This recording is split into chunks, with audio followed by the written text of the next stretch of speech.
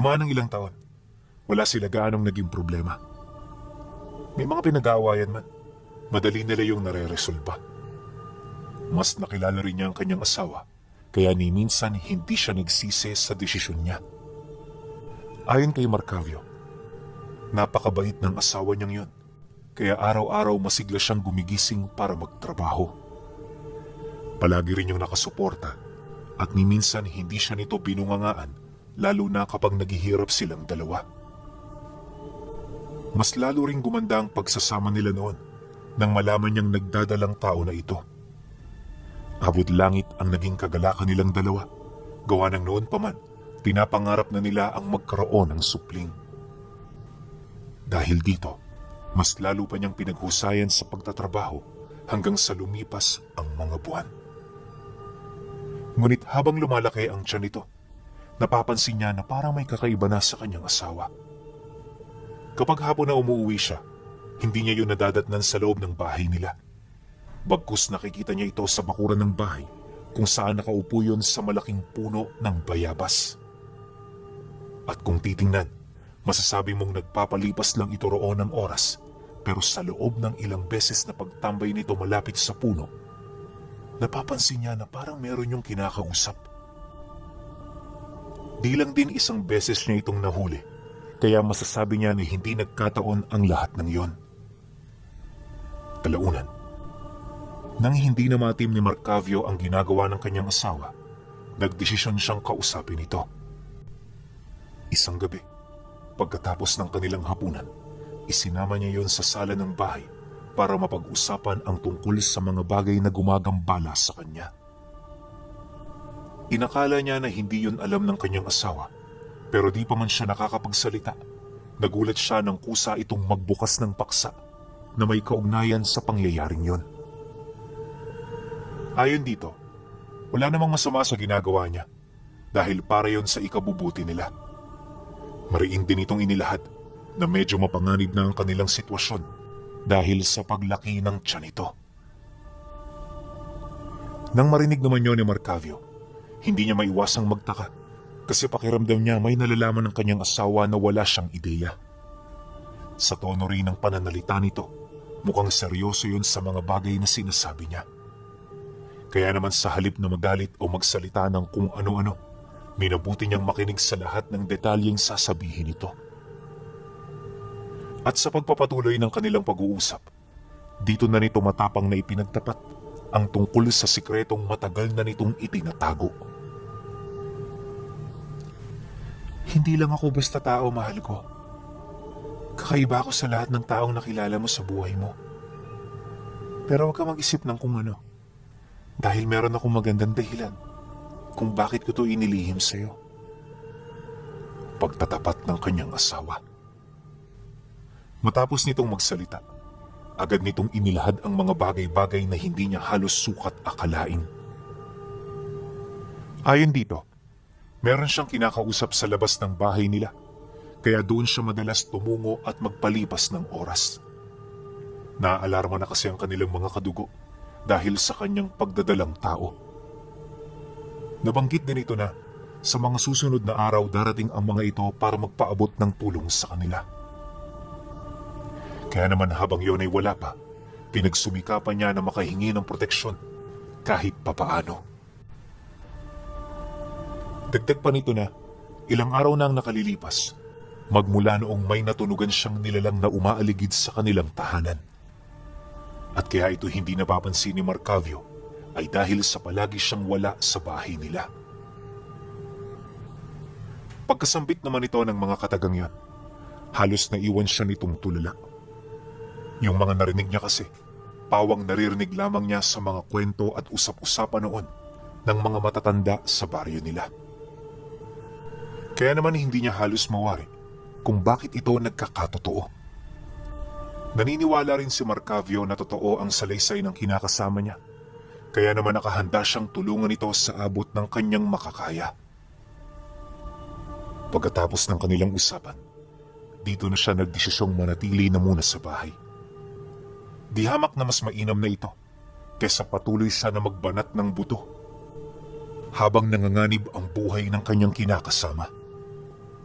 Kahit papaano, marami pa naman silang naiimbak na pagkain, kaya kahit walang pera, hindi na ito mahalaga. Dahil sa kanyang sinabi, taus-puso naman yung nagpasalamat.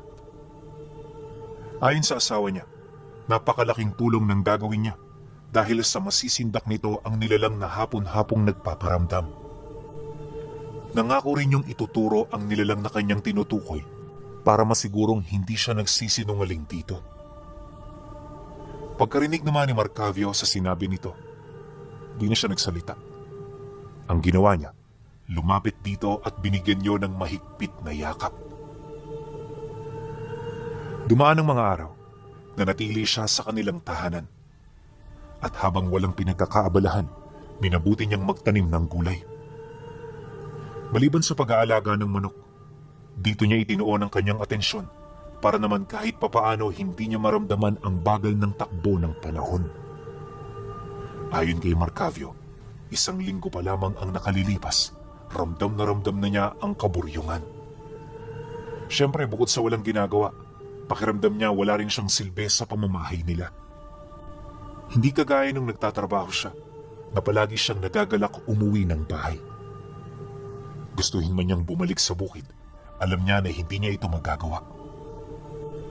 Mas importante na mapagtuunan niya ng pansin ang kanyang asawa, gawa ng ipinagdadalang tao nito ang supling nila. Para sa kanya, yon ang pinakamahalaga sa lahat, kaya halos wala siyang pake kung magsakripisyo siya ng ilang buwan. Habang tumatagal siya sa kanilang tahanan, dito niya na nakikita ang mga panauhing palaging itinuturo ng kanyang asawa. Isa yung pamilya pinuno na binubuo ng mag-asawa at 2 anak na nasa edad 15 anyos pataas na. Pero ang mga anak ng mag-asawang yon, hindi normal.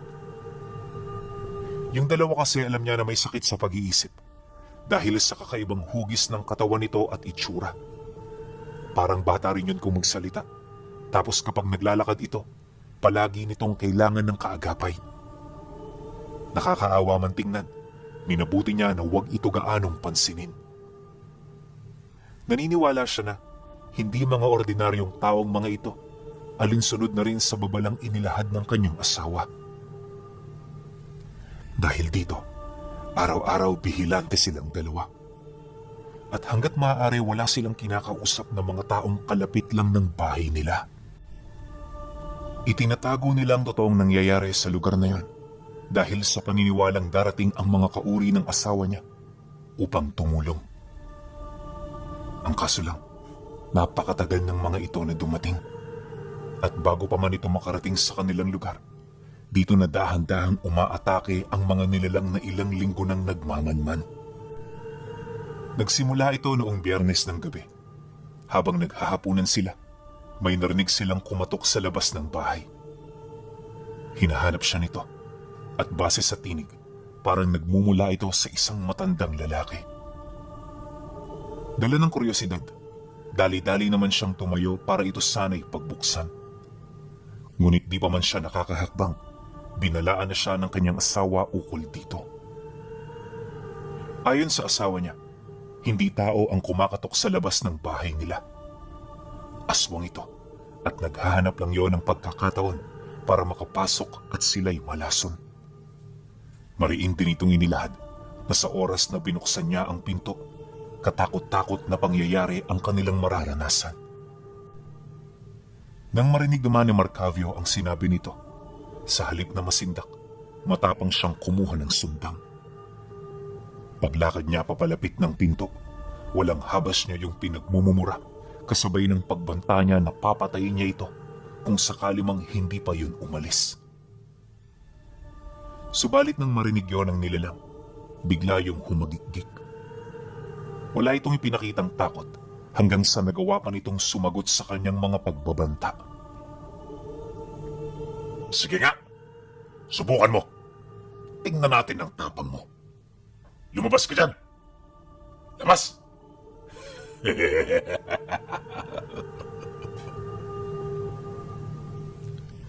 Pagkasambit nito ng mga kataga, agad naman siyang nakarinig ng mga pagkumpas ng pakpak.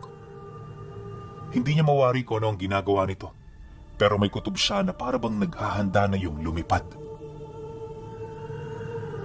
Ilang minuto pa ang lumipas, narinig niya yung lumapag sa bubong ng bahay. Paikot-ikot ito na sinasabayan naman ng pag-angil at pagsasalita nito ng mga katagang hindi niya halos maunawaan. Sa puntong yan, di na niya mawari kung ano ang kanyang gagawin, kaya naman naisip niya na lumapit sa altar para manalangin. Kapag kasi gano'n na ang mga nangyayari, isa na lamang ang gusto niyang lapitan at ito ay walang iba kundi ang Panginoon na kanyang sinasampalatayaan. Halos buong magdamag siya noong nagdasal hanggang sa hindi na niya narinig ang mga pagpaparamdam ng nilalang. Ngunit pagtungtong ng 4:00 ng madaling araw, muli na naman siyang binulabog ng sigaw ng kanyang asawa. Habang nasa kasagsagan kasi siya ng pagdarasal, narinig niya ito na parang nagwawala sa loob ng silid kung saan yun nagpapahinga. Dala ng pagkabahala, dali-dali siyang tumakbo para masilayan ang mga kaganapan. Pagdating naman niya rito, nakita niya ang asawa niya na nakahawak sa tiyan nito, animoy meron yung doong pinipigilan. Nang masipat naman niya ang bagay na yan, pakiramdam niya tumigil ang mundo niya. Wala siyang masabi sa kanyang asawa at sa sobrang pag-aalala, hindi na niya napansin na wala na pala siyang ginagawa. Kundi pa nito tinawag ang kanyang pangalan, hindi pa siya babalik sa katinuan. At nung manumbalik na ang kanyang ulirat, doon pa lamang siya nakapagbigay ng tulong. Kinaumagahan, hindi sila nagkaroon ng magandang tulog. Paano ba naman kasi, mag-iilang oras nang namimilipit sa sakit ang kanyang asawa. At base sa obserbasyon nito, may naitanim sa kanyang katawan ng nilalang na bumisita. Ano man yun, wala siyang ideya kung ano. Nang marinig naman ni Marcavio ang sinabi nito, doon na siya nagdesisyon na humingi ng tulong. Nilapitan niya ang pinakamauhusay na manggagamot sa kanilang lugar, ngunit sa kasamaang palad wala rin yung nagawa para makatulong. Basta ang sinabi nito, may isang kakaibang nilalang ang naninirahan sa tabi ng sanggol na nasa loob ng sinapupunan. Paunti-unti nitong kinakain ng sanggol, kaya sa loob ng madaling panahon, kinakailangan nila yung may alis dito. Dagdag pa nito na, gusto sila nitong tulungan, ngunit hindi nito alam kung papaano.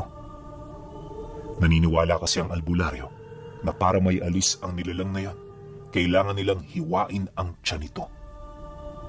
Ang problema, masyado itong mapanganib, kaya hindi siya mangangahas na gumawa ng bagay na yon. Nang marinig naman niya ang sinabi nito, napilitan siyang sumang-ayon sa naging desisyon nito.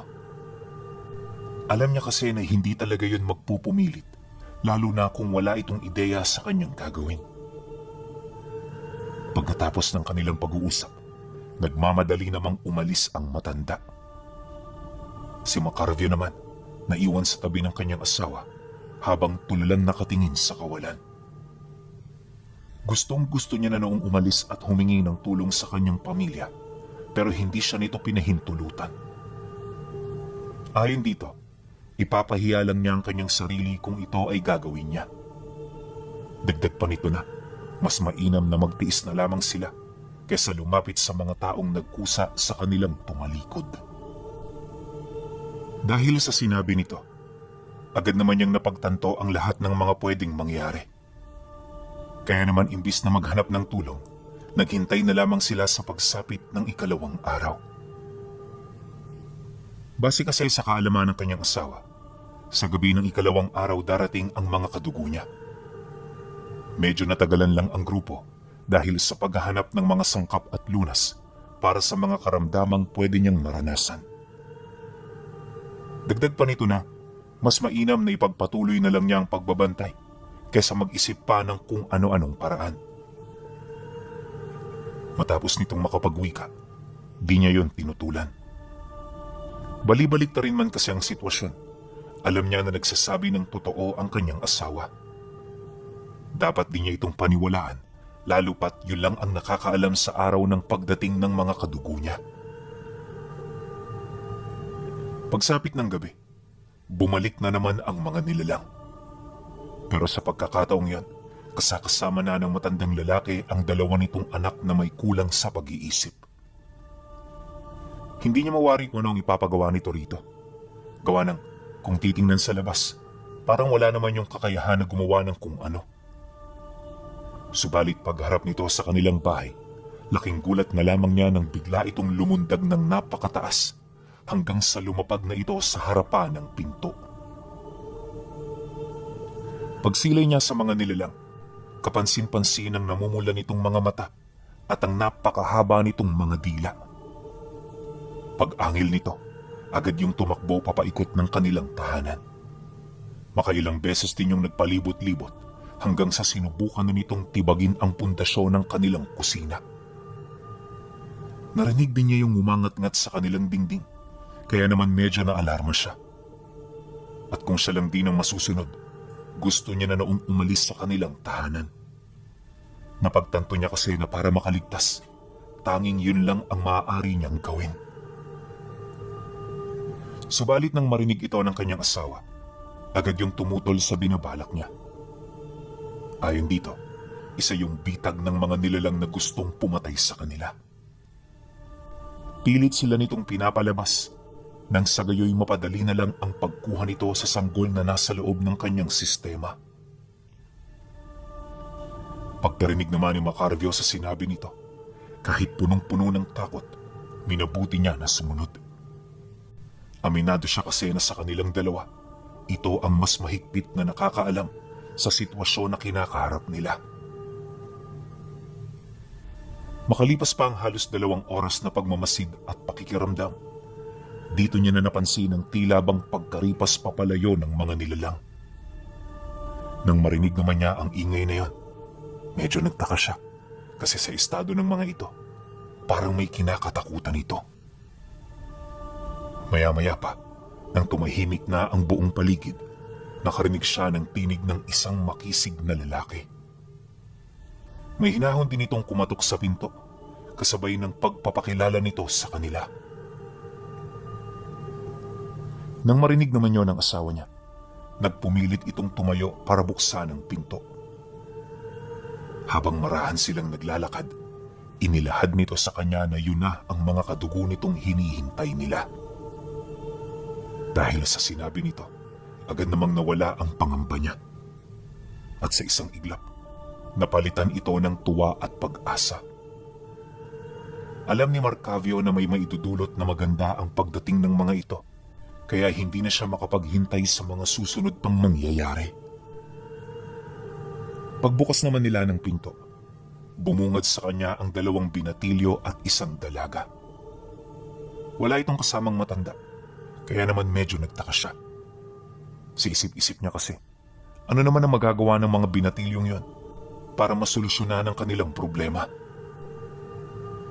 Maya-maya pa, pagpasok ng mga ito sa loob, agad siyang napatitig sa mga armas na dala-dala nito. Yung dalaga, merong hawak na mahabang tungkod, tapos yung 2 naman, may tangang-tangang sibat at espada. Kakaiba rin ng mga kasuotan nito, na animoy nagmula ito sa ibang dimensyon. Nakasuot din yun ng mga kwintas, na kung hindi gawa sa bato ang palawit, tangkay o ugat ng puno ang naroon. Basta, nakakamangha talaga yung tingnan. Matapos naman niya yung masilayan, iniwasan niyang magduda sa kakayahan ng mga ito. Alam niya na kahit hamak lang yon ng mga bata, hindi niya maipagkakaila na mas malalim ang karunungang tanga nito kumpara sa kanya. At sa kanilang pag-uusap, nabanggit nito ang rason kung bakit sila ay natagalan. Gayunpaman, mariin sila nitong inabisuhan na walang dapat na ipag-alala sa kadahilanang dala-dala na nila ang lunas para sa iniindang karamdaman ng kanyang asawa. Pagkasambit naman ito ng lalaking nakatatanda sa grupo, agad nitong inutusan ng kapatid nitong babae na kunin ang mga sangkap ng lunas. Matapos naman itong makapagwika, tahimik namang nagtrabaho ang 3. Halos kalahating araw din nila yung trinabaho bago yun makalikom ng kakarampot na likido. Purong-puro ang likidong yun pinuno at nagmula ito sa daan-daang sangkap na kanilang pinagsama-sama. Pagkalagay naman nila nito sa garapon, maingat nila yung ipinainom sa kanyang asawa. At sa maniwala man kayo o hindi, segundo lang ang naging pagitan bago nito isuka ang isang malaking itim na igat na halos 4 na dangkal ang haba. Nang mailabas yun ang asawa niya, wala na itong buhay at sa estado nito parang kakapanaw lang nito. Nakakapagtaka man ang ganoong pangyayari, minabuti niyang yun ay ipagsawalang bahala. Alam niya na hindi pa rito nagtatapos ang kanilang problema, kaya hindi pa napapanahon para magdiwang sila. Ilang minuto pa ang lumipas, tsaka pa lamang nakapagpahinga ang tatlo. Yung asawa niya kahit papano, kapansin-pansin na ang biglaang paglakas ng katawan. Dahil dito, lahat ng alalahin niya ay bigla na lamang nawala. Alam niya sa kanyang sarili na ligtas na ito, kaya ang kailangan na lang nilang pakatutukan ay kung papaano mapapaslang ang nilalang na nagtangkang pumatay sa kanyang asawa at anak. Pagtungtong ng hapon noong mismong araw, muli silang nagkausap ng mga kadugo nito. Bago sila gumawa ng plano, naitanong muna ng mga ito ang wangis at pagkakakilanlan ng mga nilalang na kanilang pinaghihinalaan. Dagdag pa ng mga ito na mahalaga na matukoy nila ang wangis nito para mas mapadali ang paghahanap. Kung marka at bakas lang kasi ang kanilang pagbabatayan, pwedeng-pwede pa sila nitong maloko. Nang marinig niya ang sinabi nito, agad niyang sinimula ng pagguhit. Mabuti na lang talaga, may talento siya sa ganoong bagay, kaya naidetalye niya ang wangis ng mga nilalang. Pagpatak naman ng gabi, gamit ang larawan at hindi pa nalalabhang damit ng kanyang asawa, palihim nilang tinunto ng pinagpupugaran ng mga ito. At sa kanilang paglalakad, dito niya napag-alaman na malayo ang tirahan nito sa kanilang baryo. Ayon sa 2 binata na kasama niya, normal na ang ganoong tagpo dahil sa tinatawag na sumpa ng pananalo. Kaya naman karamihan sa mga nilalang na nambibiktima sa kanilang lugar ay hindi tubo roon. Dagdag pa ng mga ito na malimit sa mga ganoong uri ng nilalang, sa liblib na lugar pinipiling manirahan. Ito kasi ang paraan nila para maitago ang kanilang mga sarili laban sa mga banta sa kanilang pamilya. Nabanggit din ito na kung wala silang gamit na sinusundan, magiging mahirap sa kanila na yon ay matuntun. Nang marinig naman ni Marcavio ang sinabi nito, hindi siya nakapagsalita. Sa dami kasi ng detalyeng nabanggit, ni isa wala siya roong naintindihan. Matapos naman ang kanilang pag-uusap, nagpatuloy sila sa paglalakad hanggang sa sumapit na ang gabi. Magbabandang 9:00 na nang matagpuan nila ang lugar kung saan naninirahan ang mga ito. Pagpasok pa lang nila sa napakasukal na gubat, halos hindi na nila mawari ang kakaibang presensyang namumutawi sa paligid. Hindi pa man sila nakakalayo sa bukana, hindi nila maipagkakaila na nahihirapan na silang magpatuloy sa pag-uusad. Bukod kasi sa mga nagsisitaas ang talahib, may mga pananim din doon na kapag nasagi mo, agarang maiiwan sa iyong balat ang mga naputol nitong tinik. Napakahirap ng tanggalin, gawa ng bukod sa masyadong madilim, masyado itong maliit para mahawakan ng daliri. Ayon sa kanya, ilang beses siya noong natinik, kaya maya't maya ang pagtigil nila. Subalit sa kabila nito, narating pa rin nila ang pinakadulo nitong bahagi. At pagsilay nila sa lugar na yon, nakakita sila ng kubo na merong nakasinding sulo sa labas. Kapansin-pansin din ang masarap na amoy na nagmumula sa bahay na yon, na paunti-unting pumapasok sa kanyang sistema. At kahit hindi nakakaramdam ng gutom itong si Marcavio, di niya maipagkakaila na naglalaway siya. Huwag ka magpaloko sa ganyan, dahil kung ano ang kinasarap ng amoy, siya rin ang ikinapangit ng lasa nito. Diretso lang, panatilihin mo sa isip mo ang rason kung bakit tayo naririto. Bungad na wika ng binata nang mapansin itong nahuhumaling na siya sa amoy na nalalanghap niya. Nang marinig naman niya ang sinabi nito, agad siyang tumango, hudyat ng pagsang-ayon. Ilang minuto pa ang lumipas. Dito na nga nila narating ang bahay ng mga nilalang. Paglapit nila rito, agad naman silang nakita ng dalawang malalaking aso. Mabilis siyang sumugod sa kanila, kasabay ng buong puwersa nitong pagsungkap. Subalit di pa man yun nakakalapit, bigla na lamang yung bumagsak sa lupa matapos itong mapuluputan ng lubid na may magkabilang bato. Inihagis yun ng isa sa kanyang mga kasama, kaya naman yung mga asong papasunggab sa kanya, hindi na yun gaanong napansin. Paglapit naman nila sa mga ito, agad itong pinatay ng dalawa, kasabay ng mabilis nitong paglakad papalapit sa bahay. Hindi nagtagal, nang marating na nila ang lugar na yon, narinig nila ang dalawang bata na bigla na lamang nagsisisigaw. Sa sobrang galit ng mga ito, winasak nito ang pinto ng kanilang tahanan para maipakita ang kanilang kapangyarihan. Ngunit sa kabila nito, hindi nito nakitaan ng pagkasintak ang kanyang mga kasamahan. At sa halip na matinag, buong tapang nila yung kinaharap hanggang sa sila'y magpang-abot na. Tumagal ng halos 7 minuto ang pakikipagbuno ng mga ito bago nila yun maundayan ng saksak sa tagiliran. Matapos ang pangyayari, agad namang bumulagta ang dalawa habang naghahabol ng hininga. Unti-unti na rin yung bumalik sa kanilang mga anyo, indikasyon na dahan-dahan na yung nawawala ng lakas. Kaya naman nang mapansin nila ito, agad nilang ipinagpatuloy ang pag-usap hanggang sa makapasok na sila sa loob. Subalit sa kasamaang palad, wala na sila ritong naabutan. Nang mapagtanto naman yun ng dalawa, walang kaabog-abog nitong sinunog ang bahay na yon. Pagkatapos, agad sila ritong umalis na parabang walang nangyari. Pagsapit ng sumunod na araw, laking gulat na lamang nila nang sugurin sila ng mag-asawa. Tanghaling tapat nun, pero hindi man lang natinag ang mga ito. Kaya naman ang masipat yun ng magkakapatid, di nila pinalagpas ang pagkakataon. Walang sabi-sabi, agad nila yung inihipan ng tigalpo hanggang sa mawala na ito ng lakas para magsalita.